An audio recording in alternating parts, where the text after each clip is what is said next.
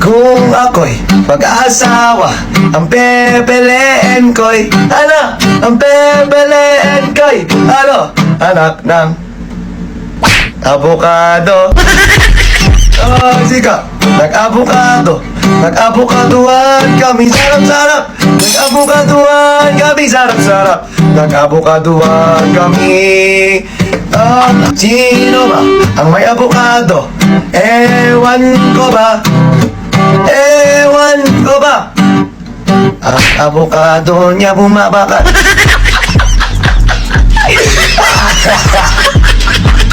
Oh, ako'y nabumbaya, binumbaya ko din.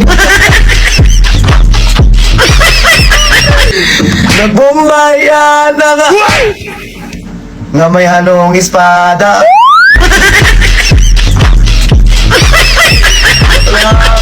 Biglang may lumabas na abukado, di ko naman in-expect.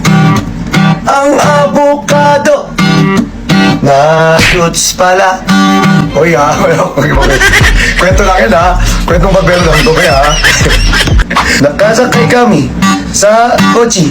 Biglang may nakita ako. Ano? Biglang may nakita akong ano? Napakalaking abukado. Aray ko, ang sakit. Nagulat ako. Bakit ganon? Aray! Bakit ganon? Sabi mo, banding lang to. Gulat ako. Banding lang daw. Biglang may abukado.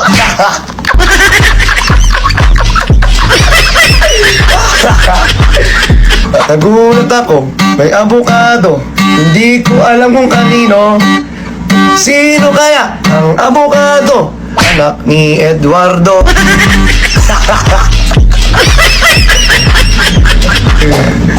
Uy, pabero lang yun. May nakita akong mais doon na may halong chocolate. Sarap!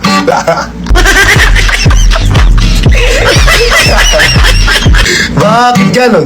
May chocolate. Chocolate flavor. Chocolate flavor. Ang kanyang pabango. May barbero na kwento sa akin na kumain daw siya ng isang fisherman. Kinain niya ang fisherman na dala ko. Nagulat ako. Bakit? Nagulat ako. Bakit? Bumaba sa harapan ko. Lumuhod pa siya. Lumuhod na nga. Nagulat ako.